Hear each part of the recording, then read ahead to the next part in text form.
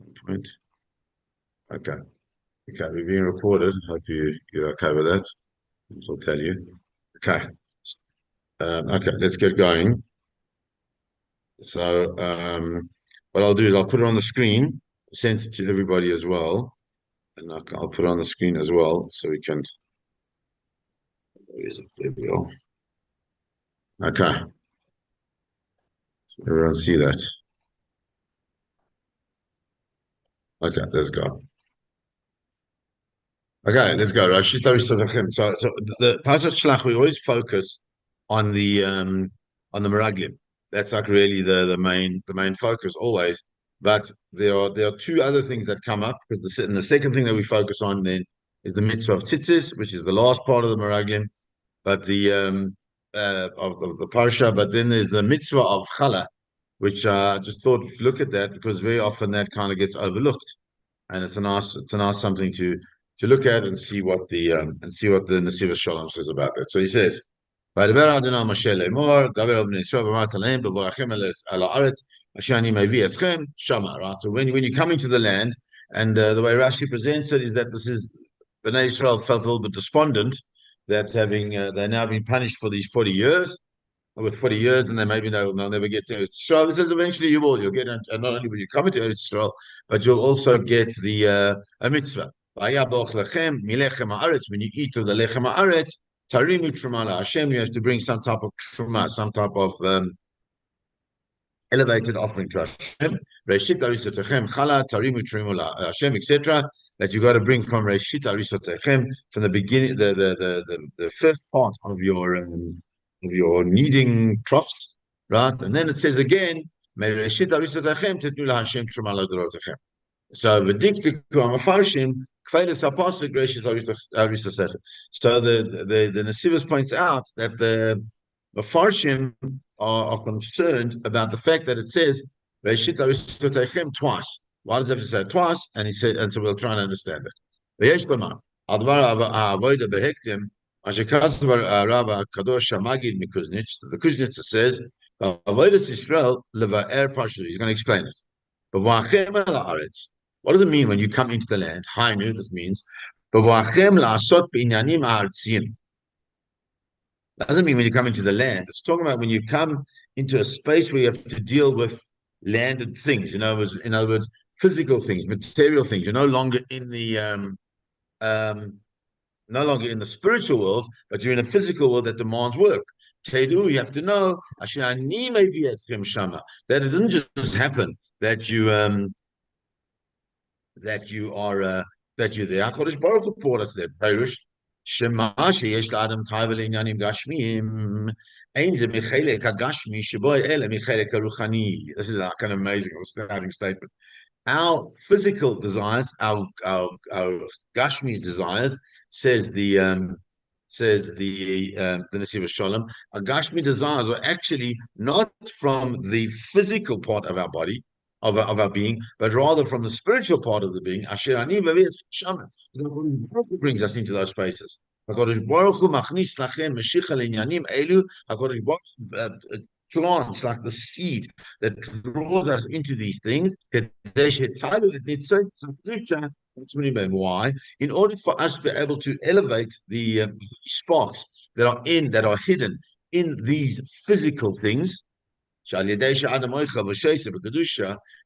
because when a person eats and drinks b'kedusha in some manner, in a means of sanctity, then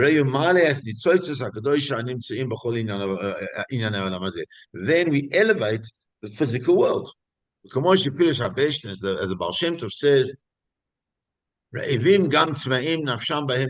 that's a pasuk in Tehillim in Kavav. Those who are hungry, and also those who are thirsty. Nafsham b'hem titatef, that their nefesh, their being will be titatef, will be wrapped in these things. There sha'adam ra'ev that a person is hungry or a person is thirsty. Nova that comes from the fact that our nefesh is surrounded by these things. It's surrounded by, it desires these things. That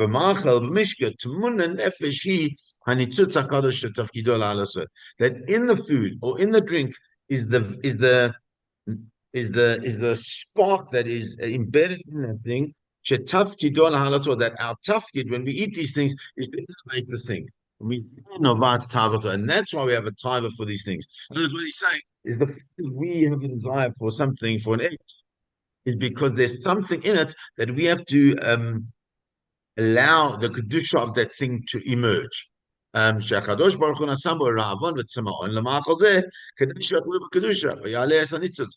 Shem makes us hungry in that thing in order that we will eat it in order to bring out the kedusha of the thing. V'chlal ma'amar maran admor, I can't remember what that is. That and included in this is this idea, so that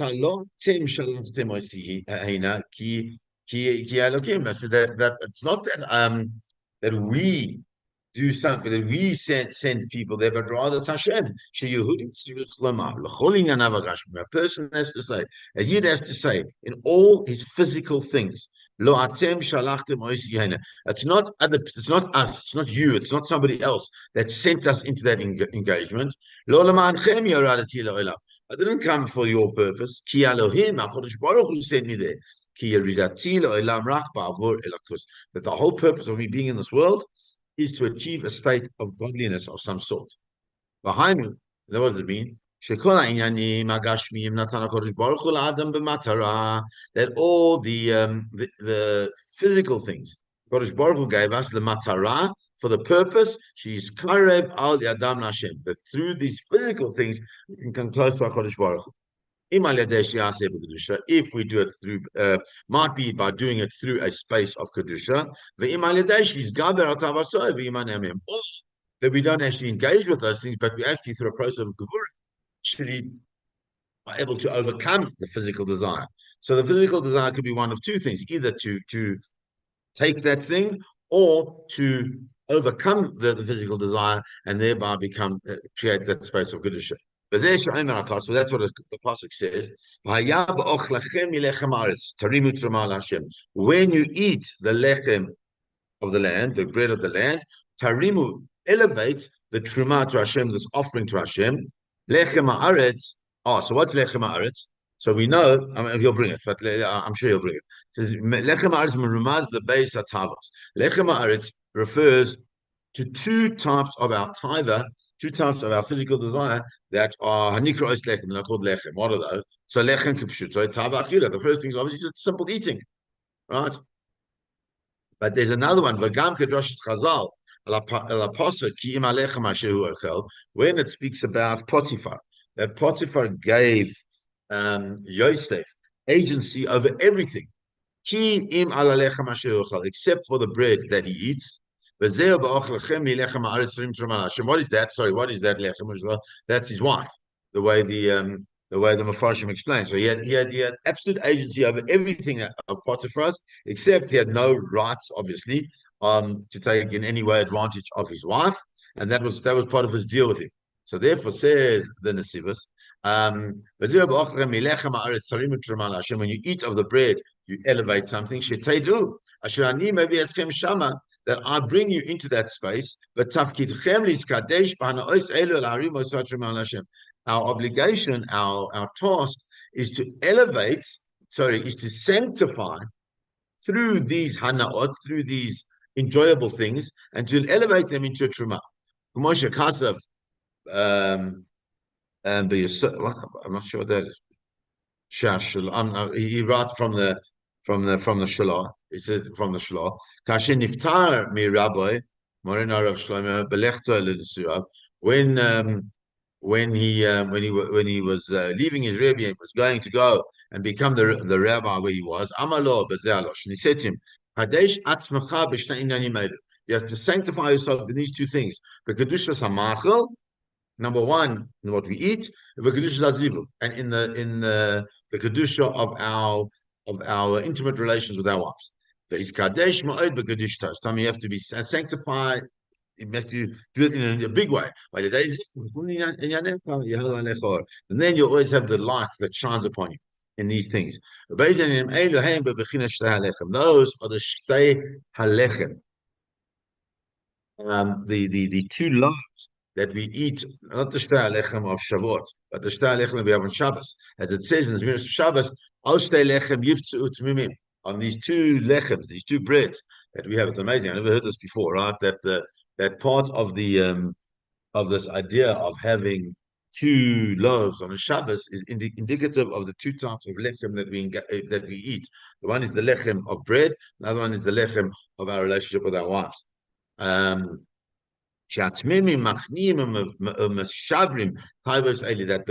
those who are when it says yiftzut means to break. So he says that those who are tamim, those who are pure, are able to machniach, they're able to what's the word? Subjugate themselves and destroy their tivers, because when we're able to accomplish ourselves in these things, then we get a high grade, high level. So that's fascinating what he's saying. He's saying that the idea of the lechem, of the challah that we're talking about is not just bread, but rather it's much more. It's also the physical tiver, the sexual tiver. Okay. I mean, he mentioned that on with the shtei lechem on Shavuot as well. He used that same example. When Oh, really? Yeah. Okay. Okay, so that's fascinating because here he's talking because that shtei lechem is on Shavuos, is mamish shtei lechem, but here he's talking about the Shabbos one. So it's interesting that he brings them both. Shkach, thanks, Chip. That's why it mentions the words twice. That refers to these two things. The one is miloshen isa, which is isa is dough, right? That's basic bread. That comes according to our achila, our way we eat. And then there's another arisa where the word arisa umita, which implies a bed. The Mama Maran, as the base Avram in Veschanan says, Hinei Araso Eretz Barzel. That's talking about Og. Og, it says that he had this enormous like bed, which was an Eretz Barzel. That because of the way he behaved in his bed, right? Pigmei Araso, that the way he was poigami, he blemished his bed. Therefore, there was a mechitza of Barzel between him and HaKadosh Baruch Hu. Because those are the worst things that we can do.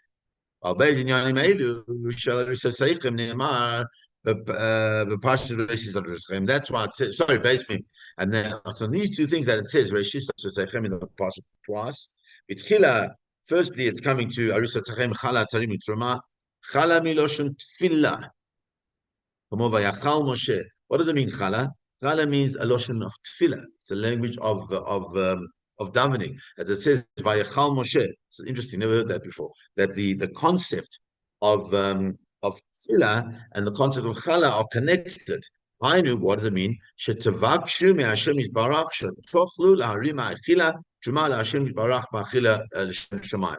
That the tefillah, when we daven and we're saying a brocha, should be that we should have that this eating should elevate the eating through an achila l'shem shemayim to make us into a higher level of people. And then it says, then it talks about the bed. And that's a gift for all generations. Is called because through the sanctification of our sexual behavior, so then that actually sanctifies not only ours but also the generations that are to come. Okay. And when it's fascinating, just by the way, it's quite fascinating that they once asked, I can't remember who they asked, but they asked one of the Gedolim that how is it that South African Jews have got such like a tmimus? Because for the most part, until like relatively recently, mikveh was not a very popular thing, right? So and there's this whole idea of that to have children in through kedusha and taras, that the woman goes to the mikveh, etc. So they asked him. They said, "How come it be that South Africans are also tamim. So he said it could be because of our outdoorsy life that very often, like so, for like it was he was told that how South Africans love to swim in swimming pools and they love to go to the sea and we love to have like water is part of our life, and so he said it could be that there are certain times that the tahara came from just going, because we know that under certain circumstances you can even have a tahara in with a costume on that you could go into the sea, and if it's not so tight, so that it could actually be like almost like a mikveh, which is quite fascinating. Just by the way, I don't know why I'm telling you that. Just it's interesting. One of them, when it says, "Be'inyan zeh me'rishis arisosechem," as Rashi says, "May reshit arisosechem," from the fruits of your arisa, miktsasa v'lo kulav. Some of it, says Rashi, not all of it. Inyano, and that means k'de'is v'sof sof sof safe. I'm not sure what that is. Should you remember? Samach pay hay Sifra Kedusha or something like that. Shekasher Yehudi nigash la'asok binyanim gashmi. Sifra Kedusha, I think. Yeah, it could be. Okay, so when a Jew comes close to do inyanim gashmim, physical things, these things, that a person should always think that whatever he's going to do physically, he must doing it because that's what HaKadosh Baruch Hu wants from him. And if it wasn't Hashem, we wouldn't essentially. Since a person therefore sanctifies the beginning and the first part of it, gufa basa reisha greater, then we know that everything goes after the beginning. And since everything goes after the beginning, if the initial mindset is fruitful and is focused on doing something l'shem shamayim, then everything is l'shem shamayim. That's why we make a bracha before we eat, because then we show that even the eating is being done l'shem shamayim. Even if you can't maintain that, you can have a beautiful meal and you look at it and say, "Oh, I'm going to make a bracha. I'm going to elevate the meal." And by the time you've like gotten to your third steak, you've kind of like lost your shem shamayimness. But nonetheless, there still is this concept of having that. Even though you get benefit out of it, and it's not always the shem shamayim, nonetheless. Since initially the initial thought was to do the will of Hashem, even if you're not able to hold that thought of doing something Hashem Shemayim, the fact that you had it initially keeps you going. Now listen to this. This is powerful. That by HaKadosh Baruch Hu, everything is dependent on the starting point. The starting point. That's what it means from the beginning, some of it, but not all of it. That even if you're not able to makadesh everything, makadesh is miktsas, if you makadesh a little bit and you elevate that, because you're doing because that's what Hashem wants. That's considered to be like a truma. And that is a truma forever.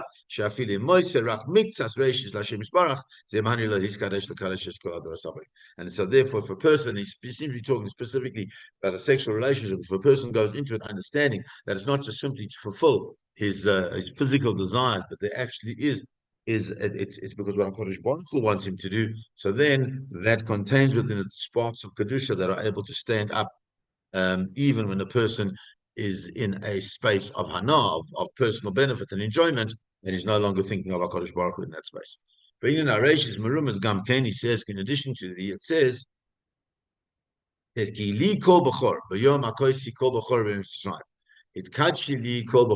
says that Hashem says that all the firstborns are mine.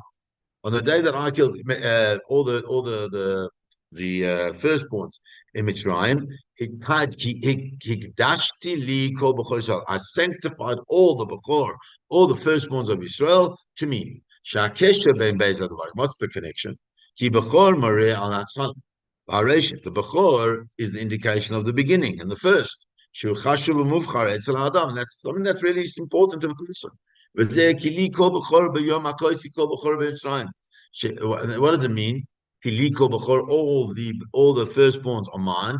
Shekashem shekasher ikakodesh baruch hu b'chor reishis haklipa bazeh nefshav shnizbayer kol koyach klipas mitzrayim komo ken b'kedushas. That when Hakadosh Baruch Hu killed the Bechor is the reishit, is the beginning of the klipa. It's the beginning. So that's a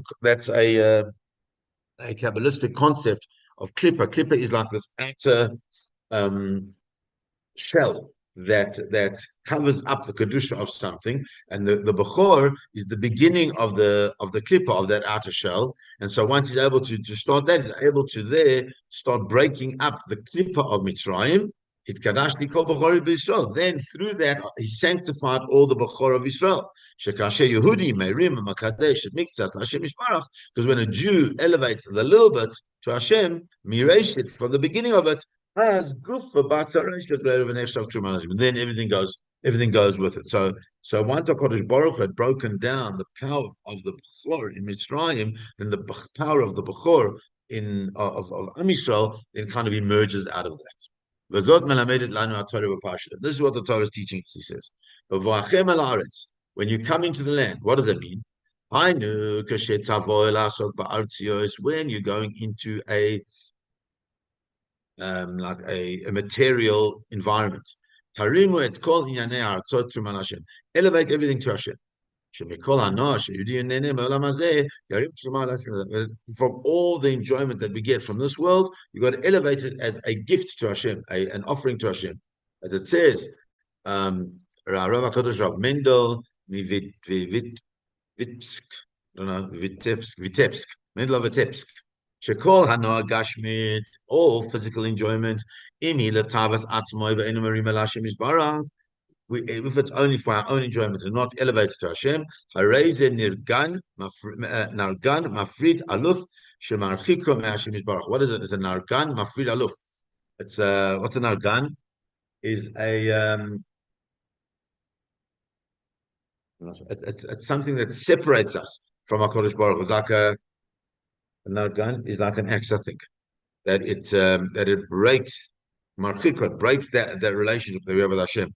The av she'en b'zeh shum tzad isur avalim mistrachech al yedei zeh me'Hashem yisbarach. That even though it's not isur to get enjoyment, it doesn't bring us closer, and it doesn't bring us closer. It actually separates us from Hashem.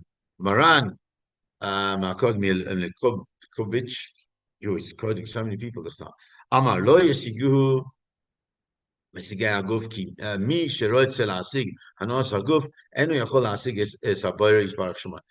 it's very simple, that you have a choice. You're either going to get enjoyment, physical enjoyment, you're going to get spiritual enjoyment. If you want spiritual, you want physical enjoyment, that's great. But if you want spiritual enjoyment, you've got to do everything for the sake of HaKadosh Baruch Hu. He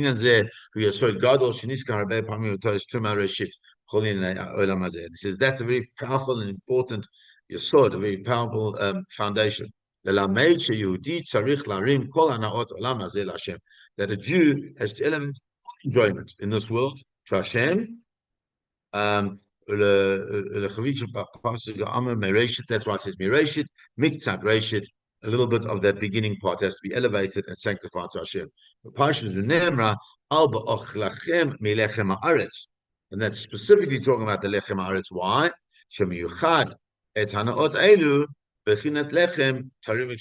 Because from all the things, one has to bring the truma to Hashem, especially of the Lechem Haaretz. Okay, so let's go. Everyone happy? I mean, it's quite a deep idea that our whole everything that we're doing should be motivated by a shem shamayim thing. So I'm going to eat an apple. It's a good dieting technique, Like if I'm going to eat an apple, is this going to bring me to the shem shamayim? Is it going to bring me closer to HaKadosh Baruch Hu, or is it going to bring me closer to my goal weight?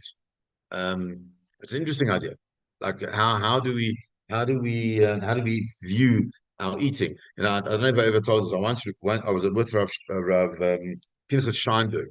Pinchas Scheinberg was one of the Gedolim when he was alive, and I was there to get a whole bunch of us were there to get a bracha. Asked Bernie Schneider, this was the biggest luck. So he asked for the bracha, and every time he asked for a bracha, he would say tzlocha. But Bernie thought he was saying tzedakah. So he was giving all his money to him every time he asked for a bracha.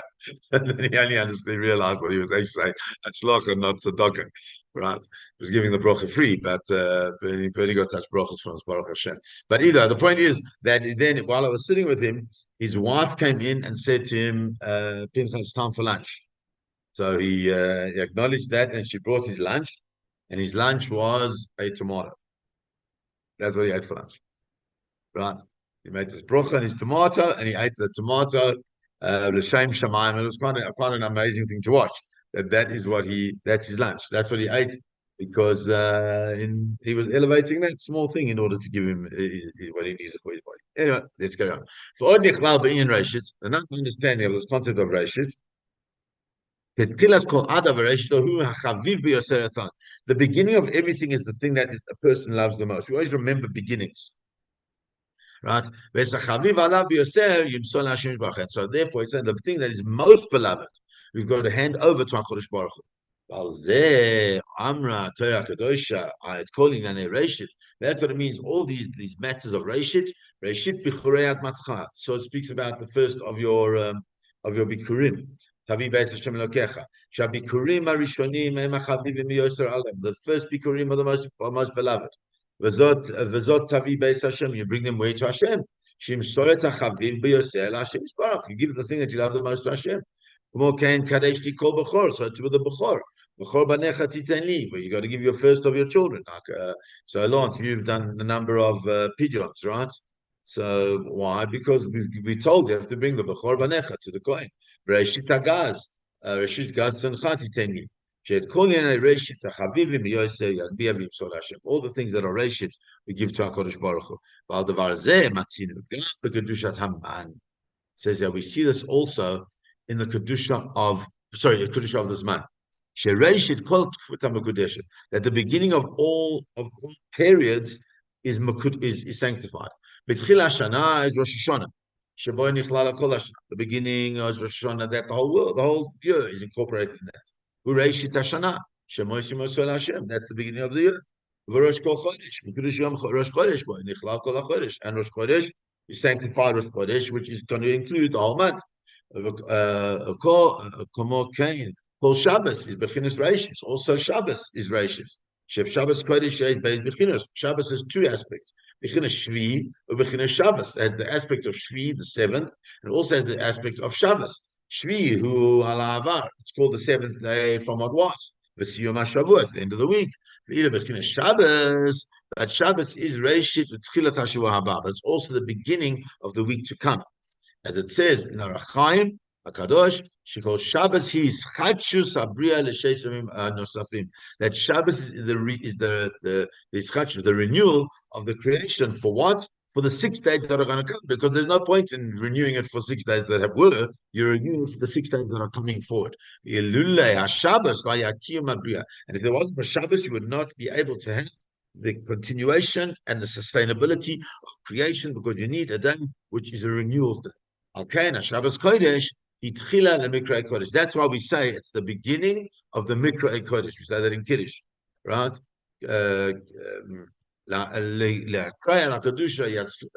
Sorry. Kamama Marana Mikobrin. As the Kobrina says, Yehudi Arotze Lekare Ala Kedusha Yatfil Reshit Kol Motzei Shabbos Kodesh. A person who really wants to get into everything should start with the Reshit called Motzei Shabbos. The Fisha Shabbos Kodesh Yareshit V'Sha'ar L'Chol HaShavua, because Shabbos is the opening and the gate to the whole week to come. L'Chol Inyanei Kedusha Sheyudi Yotzei L'Hamshicha, and all the matters of Kedusha that a Jew wants to continue. It's fascinating. Like we have a culture of like Saturday night to go jolly, right? I mean, when you're young, say. But in actual fact, it would seem to be that Saturday night should be the one night where it's not that way, and that's why we have this Melava Malka concept, is to take Shabbos out in a holy way. So too, every morning you've got the Korban Reshit. You give up your beginning of your morning.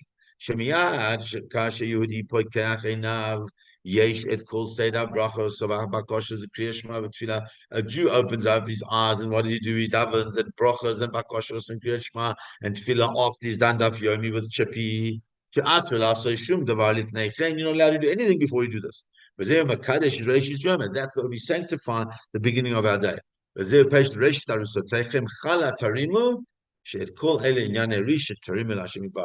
interesting because what he's saying is that one should do absolutely nothing before one davens. And there are lots of shilas around. Can a person go for a run? Can you learn all these things before you daven? Because of this, this is where the idea is. Od says also, let's understand that when it says Reshit Arisotechem twice, there are two aspects of the arisa of a person. First is waking up in the morning. The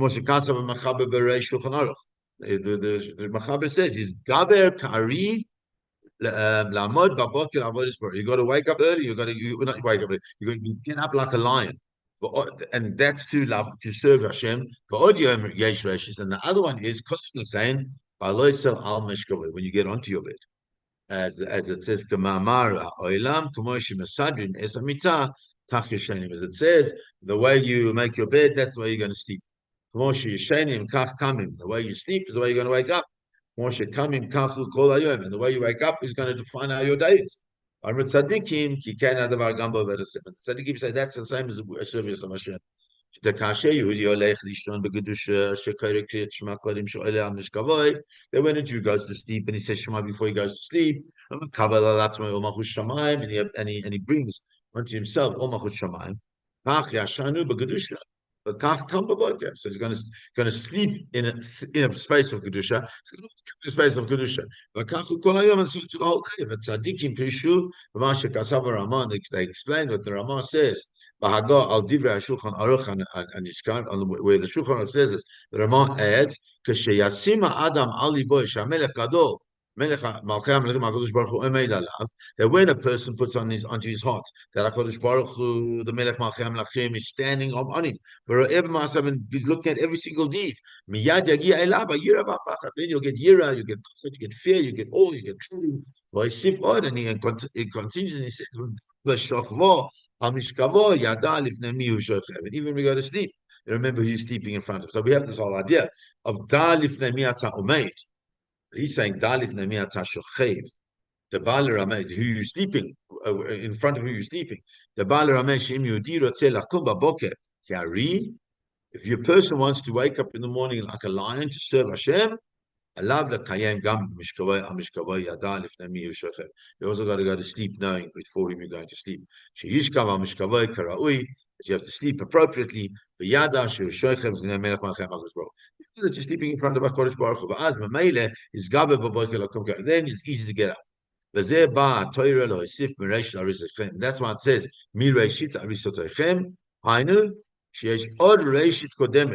Reshit l'reshit. There's a reshit that comes before the reshit. That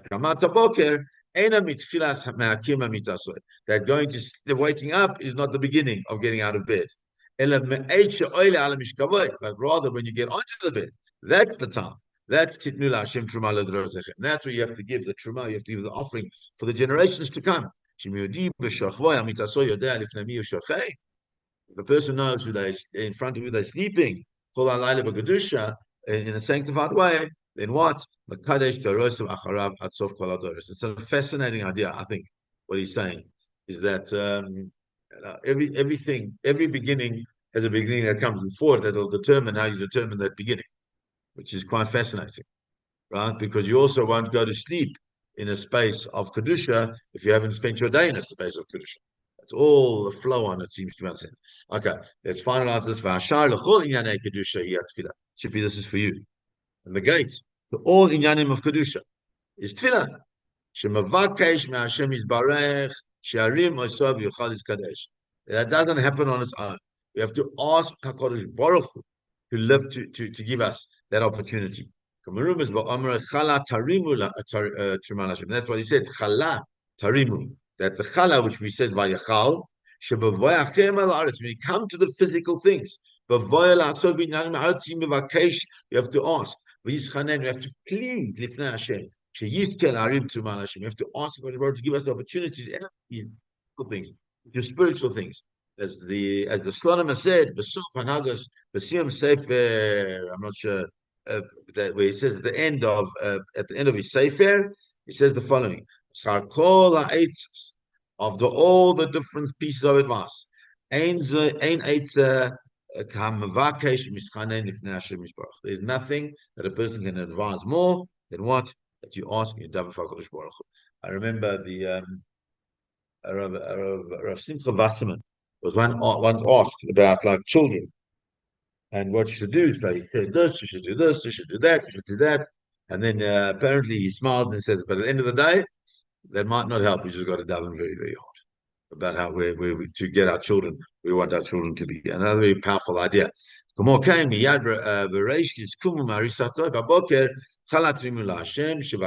should ask us from Hashem.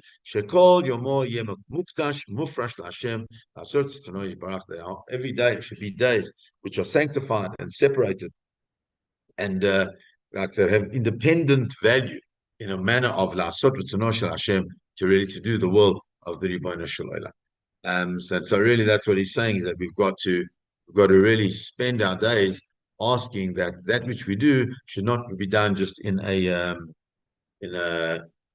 like without any meaning, but that every action we do, whether it's from our eating to our most intimate relations, should be spaces in which we are able to achieve a tarim truma Hashem, to elevate ourselves and become closer to HaKadosh Baruch Hu, even by the most physical of all actions.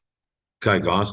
So hope you benefited. Hope you enjoyed, and please God, we will continue next week. Have a beautiful Shabbos, everybody. Thank you. Shkar. Pleasure, guys.